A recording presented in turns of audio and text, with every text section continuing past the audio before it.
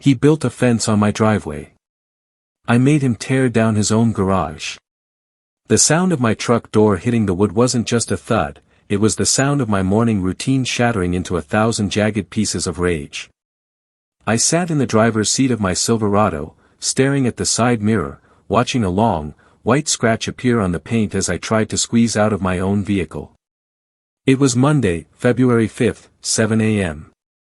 The air was cold, the kind of cold that makes your knuckles ache, but my blood was boiling. I pushed the door open again. Thunk. It hit a post. A brand new, pressure-treated 4x4 post that smelled of fresh pine and entitlement. I squeezed myself out of the crack, sucking my gut in until it hurt, and stepped onto the driveway. There it was. A fence. A 6-foot-tall, privacy-style cedar fence that had absolutely not been there on Friday afternoon when I parked. It ran the entire length of the property line, but it didn't just run along the line. It cut in. It sat a solid 6 inches onto the asphalt of my driveway, effectively turning my wide, comfortable parking pad into a claustrophobic chute. I stood there, rubbing the scratch on my truck door, feeling the heat rise up the back of my neck. It started as a prickle and turned into a roar. "Todd," I whispered. "Todd lives at 402. I live at 404. For 6 years, Todd has been the kind of neighbor who makes you consider moving to a cabin in the Yukon. He's a middle manager for a logistics company, drives a leased BMW he can't park, and treats the neighborhood covenants like a suggestion box that he's too important to read. He mows his lawn at 6 a.m. on Saturdays. He lets his dog bark at the wind until midnight. But this? This was physical. This was an invasion. I walked up to his front door. I didn't knock. I hammered on the wood with the side of my fist. Bang. Bang. Bang. I heard movement inside. The heavy oak door swung open. Todd stood there, holding a mug of coffee that said, "World's okayest golfer." He was wearing a bathrobe and that smug, punchable grin that he wore like a uniform. "Morning, neighbor," Todd chirped, taking a loud slurp. "Bit early for a visit, isn't it? Some of us are still on executive time." "The fence, Todd," I said, pointing a shaking finger toward the driveway. "What is that?" "Oh, that?" He stepped out onto the porch, looking admiringly at the monstrosity. "Yeah, nice right? Western red cedar. Got a crew out here on Sunday while you were at the game. Wanted to surprise you. It really cleans up the sight lines, doesn't it?" "It's on my driveway," I said, my voice dropping to a low growl. "You drilled holes through my asphalt and put posts in my property." "Actually," Todd chuckled, shaking his head with mock pity. "I think you'll find it's my property." I checked Google Maps on Saturday morning. The satellite view clearly shows the line is about a foot over from where the curb cut is. "Honestly, I did you a favor. I only took 6 inches back. I could have taken the whole foot, but I'm a generous guy." Google Maps. I stepped closer. I could smell his cologne. It smelled like desperation and musk. "You built a permanent structure based on a satellite photo from space. Did you get a permit? Did you get a survey?" "I don't need a survey to know what I own," Todd snapped, the smile vanishing. "And I don't need a permit to secure my perimeter. That fence stays. If your truck doesn't fit, maybe you should buy a smaller car. Or learn how to park. You have 24 hours to take it down," I said. "Or I rip it out with a chain." Todd laughed. It was a wet, ugly sound. "You touch that fence, I call the cops for destruction of property. It's on my land. Possession is 9/10 of the law, pal. Now get off my porch before I file a trespassing charge. I have a Zoom call in 20 minutes. He slammed the door. The sound echoed in the morning silence. I stood there for a full minute, staring at the wood grain. I wasn't going to rip the fence out. That would be messy. That would be illegal if he was somehow right, which he wasn't, but I needed proof. I walked back to my truck. I climbed in through the passenger side because the driver's side was blocked by Todd's ego. I didn't go to work. I drove straight to the bank. I withdrew $3,000 in cash. Then I called Precision Geospatial, the most expensive, most ruthless surveying company in the county. I need a rush job, I told the receptionist. I have a boundary dispute. I need pins found. I need lasers. I need a map that would hold up in the Supreme Court. We can have a crew there tomorrow morning, she said. But the rush fee is steep. I don't care, I said. Send them. Tuesday morning. 8 a.m. The white van pulled up. A man named Mike stepped out. Mike looked like he ate rocks for breakfast. He was wearing a neon yellow vest, muddy work boots, and carried a tripod that looked like a sniper rifle. Todd came out on his porch. He was holding his coffee again. He looked nervous. What's this? Todd shouted. What are you doing? Defining reality, Todd, I called back from my garage, where I was drinking my own coffee, black. Mike didn't say a word. He set up his total station in the middle of the street. He pulled out a metal detector. He started walking the property line, listening to the wee-oo-wee of the machine. He started at the front curb. He sprayed a dot of orange paint. It was exactly where I thought it was. 8 inches onto Todd's side of the fence. The fence was definitely on my land.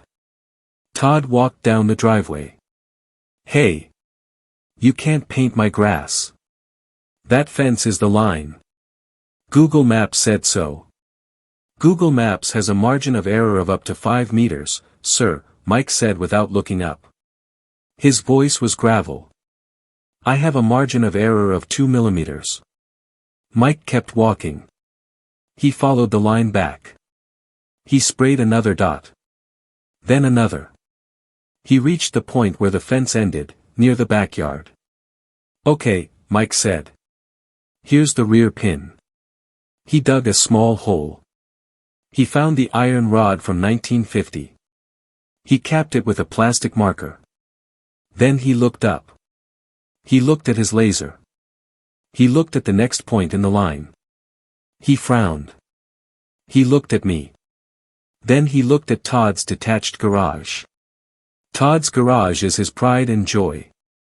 He built it 2 years ago. It's a man cave. It has a bar, a massive TV, polished concrete floors, and a lift for his BMW. He spent $50,000 on it. Mike walked over to the side of the garage. He placed the reflector pole against the brick wall. He looked back at the station. He checked the data collector. He looked at me. A slow, incredulous smile spread across his weathered face. Sir, Mike called out to me. You're going to want to see this. I walked over to where Mike was standing. The air was crisp, but I felt warm. I felt glowing. What is it, Mike? I asked. Mike pointed to the laser line he had just shot. It was a red beam cutting through the morning haze. It started at the front pin, passed through the new fence, and then, it disappeared straight into the brick wall of Todd's garage. The property line isn't the fence, Mike said, his voice professional but laced with amusement. The line runs from that iron pin in the front to the iron pin in the back alley. It's a straight shot. And? I asked, looking at the garage. And, Mike tapped the brick wall. This structure enters your parcel by exactly 3.4 feet. It runs the entire length of the building. 20 feet. I did the math in my head. 3 feet by 20 feet. 60 square feet of his building was on my dirt. Are you sure? I asked. I'm licensed, insured, and I calibrated this machine this morning, Mike said. I'd bet my license on it. His garage is sitting in your backyard. I looked at Todd. He was standing by the fence, trying to look unbothered, but I could see him sweating. He knew something was wrong. He saw the laser hitting his wall. "What are you whispering about?" Todd yelled. "Get off my land." "I'm not on your land, Todd," I said, my voice carrying clearly across the yard. "And neither is your garage." Todd froze. "What?" "Your garage," I pointed. "It's over the line. 3 feet over. You built it on my property." "You're a liar." Todd screamed. He ran over, his bathrobe flapping. I measured it. I used a tape measure. I went off the old fence. "The old fence was wrong," Mike said calmly. "And you didn't get a survey. If you had, you would have known the property line shifts at the easement." "I don't believe you." Todd spat. "This is a scam." "You paid him to say that." "You can hire your own surveyor," I said. "But the pins don't move, Todd. The iron is in the ground." I turned to Mike. "Print it. I want the official plat map. I want it stamped. And I want the encroachment clearly marked in red ink." "I'll have it to you by noon," Mike said. I looked at Todd. "You wanted to play games with property lines? You wanted to talk about possession being 9/10 of the law? Okay. Let's play." I walked back into my house. Todd stood there, staring at the red laser dot on his precious brick wall. I didn't wait. I went to my office. I called my lawyer, a man named Henderson who specializes in real estate litigation. He's a shark. I told him the situation. "He built a permanent structure on your land?" Henderson asked. "Without a permit?" "Yes." "And he just put up a spike fence blocking your driveway?" "Yes." "Oh, this is going to be fun," Henderson said. "Here is what we do. We don't ask him to move it. We file for ejectment. We give him a formal notice to remove the encroachment within 30 days. If he doesn't, we can petition the court for a demolition order. Or what? Or, since it's a permanent structure attached to your land, we can argue that it's technically your garage. But let's start with the demolition. It hurts more." "Draft it," I said. "Courier it over today." That afternoon, a bike messenger arrived. He handed a thick envelope to Todd. I watched from my window. Todd opened the envelope on his porch. He read the letter. I saw his shoulders slump. I saw him drop the paper. He looked at the fence. Then he looked at the garage. He stormed over to my house. Bang! Bang! Bang! I opened the door. I was holding the certified survey map Mike had printed for me. "You can't do this," Todd said. He wasn't smug anymore. He was frantic. His face was red, his eyes wild. "You can't make me tear down my garage. It cost 50 grand. It has a heated floor." "It has a heated floor on my land," I said. "And you blocked my driveway, Todd. You scratched my truck. You told me to buy a smaller car." "I'll take the fence down," he pleaded. "I'll take it down right now. I'll fix the driveway. Just, let the garage stay. We can do an easement. I'll pay you for the land. I'll give you $5,000. $5,000? I laughed. You devalued my property. You trespassed. You insulted me. 10,000. Todd yelled. "I'll give you 10,000 cash right now. Just sign an easement." I looked at him. I thought about the morning he woke me up at 6 a.m. with his leaf blower. I thought about the time he threw his dog's poop bags into my recycling bin. I thought about the smug look on his face when he told me Google Maps was the law. "I don't want your money, Todd," I said. "I want my property back. All of it. You're being unreasonable, he shrieked. It's 3 feet.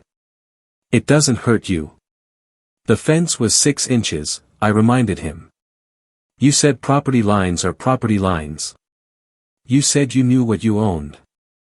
Well, now I know what I own. And I own 3 feet of your man cave. I won't do it, he said, stepping back. I won't tear it down. You'll have to sue me. It'll take years. I've already filed, I said. And since you didn't pull a permit, I checked with the city an hour ago, the county inspector is coming tomorrow. They tend to frown on illegal structures.